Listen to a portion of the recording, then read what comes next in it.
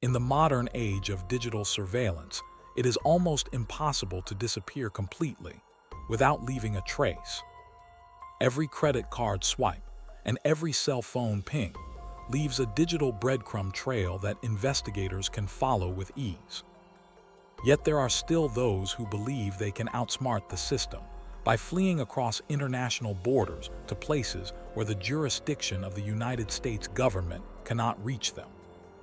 This is the story of a man who managed to pull off a massive bank fraud scheme and successfully escape to the tropical paradise of Cancun, Mexico. He had money and freedom, and a life of luxury that most people only dream about. But he possessed a fatal flaw that would ultimately lead to his downfall. He could not resist the urge to brag about his new life on social media. Maxi Sopo came to the United States from Cameroon with dreams of success and a desire to make a name for himself in the land of opportunity. He settled in Seattle, Washington, where the rainy gray skies were a stark contrast to the vibrant energy he brought with him. Sopo was charismatic and charming, and he quickly made friends in the local nightlife scene. He sold roses in nightclubs to make ends meet, but he hungered for more than just a meager existence. He wanted the fast cars and the designer clothes and the status that came with wealth. It was this unquenchable thirst for luxury that would drive him down a dark path of deception. He saw the cracks in the banking system and decided to exploit them for his own gain. The plan that Sopo devised was relatively simple, but effective in the short term. He utilized a loophole in the way banks processed credit applications and loans. Along with an associate, he began to falsify employment records and income statements to secure large lines of credit. The banks at the time were eager to lend money, and their vetting processes were not as rigorous as they are today. Sopo took full advantage of this lax security. He applied for credit cards and auto loans and personal lines of credit from multiple institutions simultaneously. The money started pouring in, and for a brief moment Sopo felt like he had finally arrived. He was living the high life on borrowed time and borrowed dimes. With his pockets full of illicitly obtained cash, Sopo began to spend lavishly. He purchased a luxury car and rented a high-end apartment in a trendy neighborhood of Seattle. He treated his friends to expensive dinners and nights out at the most exclusive clubs in the city. To the outside observer, he looked like a successful entrepreneur who had made it big. But the reality was that he was building a house of cards that was destined to collapse. The banks eventually noticed the irregularities in his accounts and the lack of repayment. The fraud alerts were triggered, and the investigations began. Sopo knew that it was only a matter of time before the law caught up with him. Federal agents from the Federal Bureau of Investigation and the Secret Service began to close in on the operation. They gathered evidence of the falsified documents and the coordinated nature of the fraud. Sopo and his associate had managed to steal more than $200,000 from various financial institutions. The walls were closing in, and Sopo faced a difficult choice. He could stay and face the consequences of his actions, which likely meant a lengthy prison sentence, or he could run. For a man who had tasted freedom and luxury, the idea of a prison cell was unbearable. He decided to flee the country and head south towards the border. The escape was hasty and desperate.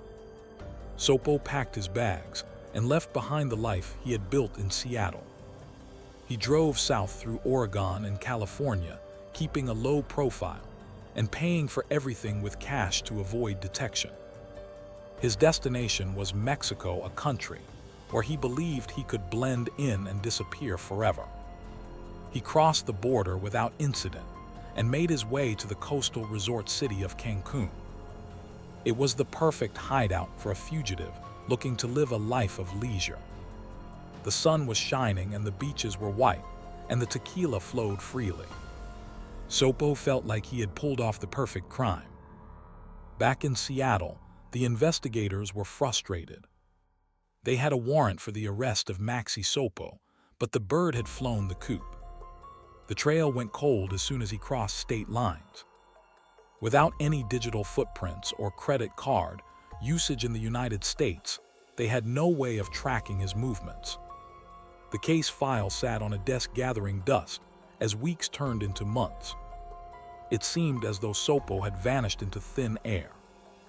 The authorities knew he was likely out of the country, but without specific intelligence on his whereabouts, they were powerless to act. It was a stalemate that favored the fugitive. In Cancun, Sopo was settling into his new life. He found work in the tourism industry and used his natural charm to make new friends. He spent his days lounging by the pool and his nights partying in the vibrant clubs of the hotel zone. He felt untouchable. He believed that he had outsmarted the most powerful law enforcement agencies in the world.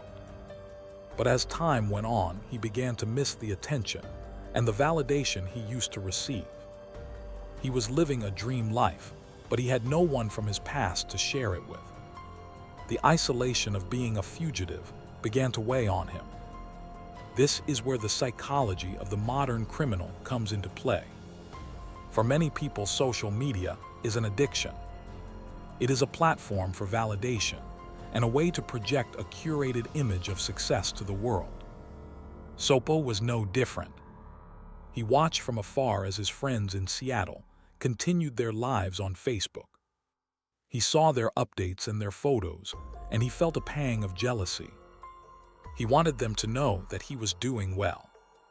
He wanted them to know that he had not just survived, but that he was thriving. He wanted to rub his success in the faces of those who doubted him. Slowly but surely, Sopo began to creep back onto social media. At first, he was cautious. He likely created a profile with a fake name or restricted his privacy settings. But the urge to connect was too strong.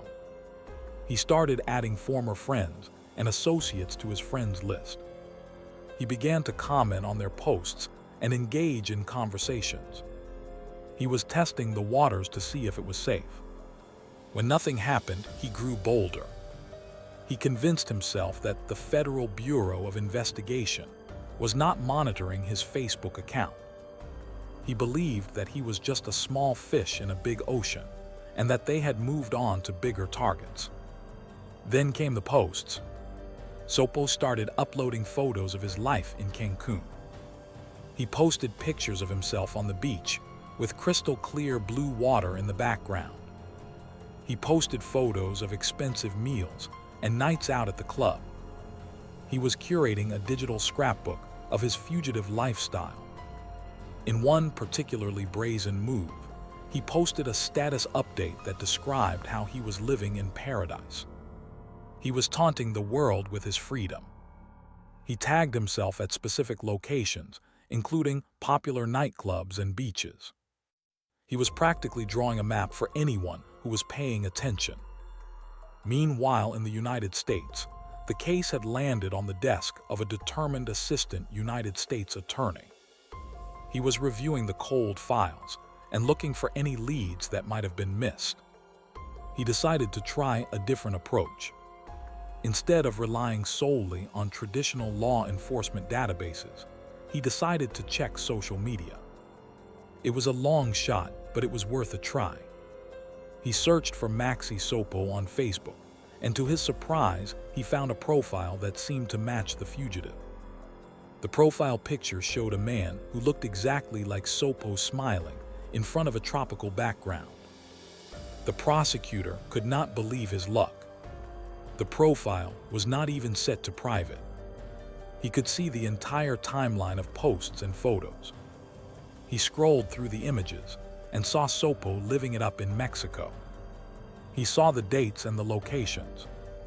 He saw the comments from friends wishing him well. It was a goldmine of intelligence. But the prosecutor needed to be sure. He needed to confirm that this was indeed the Maxi Sopo they were looking for, and not just an imposter or a coincidence. He began to analyze the friends list and the interactions to build a profile of the user. The breakthrough came when the prosecutor noticed that Sopo had friended a former Justice Department official on Facebook. It is unclear if Sopo knew who the person was, or if he had just added them by mistake, but it was a fatal error. The connection confirmed that this user was linked to the legal circles in Seattle. The prosecutor continued to monitor the account. He watched as Sopo posted about his daily activities. He learned where Sopo worked and where he liked to hang out. He was gathering real-time intelligence without ever leaving his office. The arrogance of Sopo was staggering. He was not just hiding, he was broadcasting. He seemed to have absolutely no fear of being caught. He was living in a bubble of delusion, where he believed that international borders were magic shields that protected him from consequences. He did not realize that the United States has extradition treaties and cooperative agreements with Mexico. He did not realize that by posting his location, he was essentially inviting the police to come and get him. The prosecutor began to draft the paperwork for a provisional arrest warrant. The Department of Justice reached out to their counterparts in Mexico. They provided them with the intelligence they had gathered from Facebook. They gave them the specific locations where Sopo was known to frequent. They provided photos of his current appearance, which had not changed much since he left Seattle. The Mexican authorities were more than happy to assist. They launched a surveillance operation in Cancun based on the social media data. They scouted the nightclubs and the beaches that Sopo had tagged in his posts. It did not take long for the Mexican police to locate him. Sopo was a creature of habit.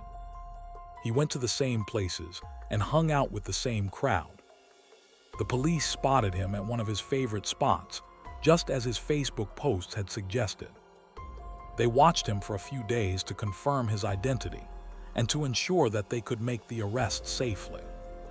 Sopo had no idea that eyes were watching him. He continued to post updates and photos, oblivious to the net that was tightening around him. The arrest was swift and anticlimactic. Sopo was taken into custody without a struggle. One minute he was a free man enjoying the tropical breeze, and the next he was in handcuffs in the back of a police car. The dream was over. The paradise he had bragged about had turned into a prison. When they searched his belongings, they found the phone and the laptop that he had used to document his escape. These devices, which he had viewed as his lifeline to the world, were now evidence against him. The news of his capture made headlines. The story of the fugitive who was caught because he tagged himself on Facebook was too ironic to ignore. It became a cautionary tale for criminals everywhere. It highlighted the stupidity of vanity and the power of open-source intelligence. Sopo was held in a Mexican jail while the extradition process moved forward.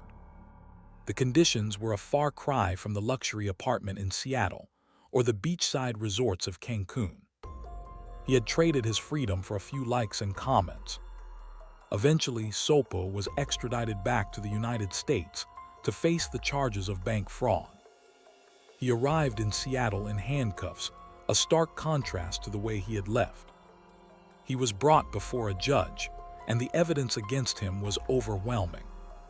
The prosecution had the bank records and the flight logs, and the mountain of social media posts that proved his flight to avoid prosecution. Sopo had no defense. He had documented his own guilt for the world to see. He pleaded guilty to the charges. The sentencing phase was a somber affair. Sopo stood before the court and expressed remorse for his actions.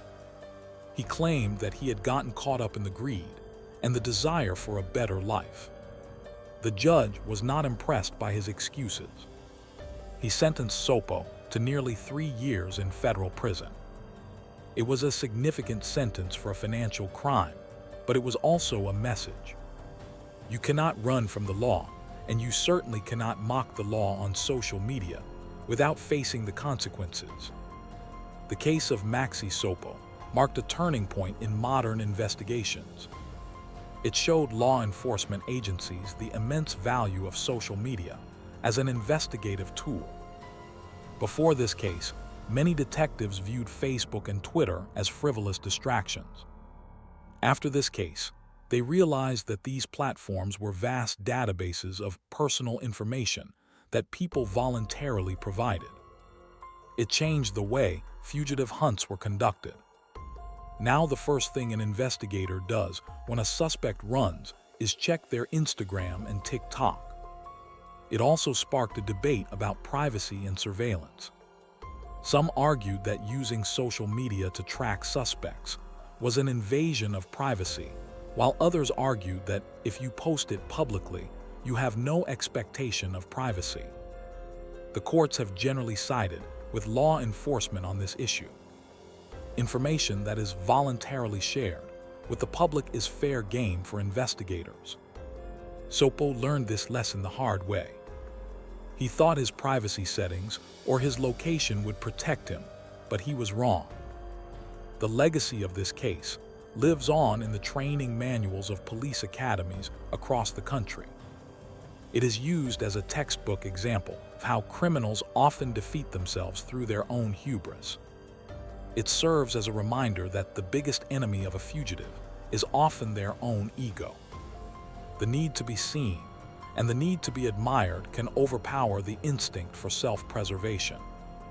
Sopo had everything he needed to stay free, except for the discipline to stay quiet. As Sopo sat in his prison cell, he had plenty of time to reflect on his choices. He thought about the rainy days in Seattle and the sunny days in Cancun. He thought about the friends he tried to impress and the strangers who now mocked him online. He realized that the validation he sought from social media was hollow and meaningless. The likes and the comments could not buy him his freedom. They were just digital pixels on a screen that vanished as soon as the power was turned off. The story also highlights the changing nature of being a fugitive. In the old days, a fugitive could move to a new town, change their name, and start over. They could live a quiet life and never be found. But in the digital age, we carry our identities with us in our pockets. We are constantly connected to a global network that tracks our movements and our interactions. To truly disappear, one must disconnect completely, and that is something that very few people are willing or able to do. Maxi Sopo was eventually released from prison after serving his time. He faded back into obscurity, which is exactly what he should have done in the first place. His brief moment of fame as the Facebook fugitive is now just a footnote in the annals of true crime history. But his story remains relevant. Every year there are new stories of criminals who post videos of their crimes or tag themselves at hideouts. The technology changes, but human nature remains the same. We live in a culture of oversharing, where privacy is often sacrificed for popularity. We document our meals and our vacations and our relationships for an audience of strangers. For most of us, the consequences are minor, perhaps some embarrassment or a wasted afternoon.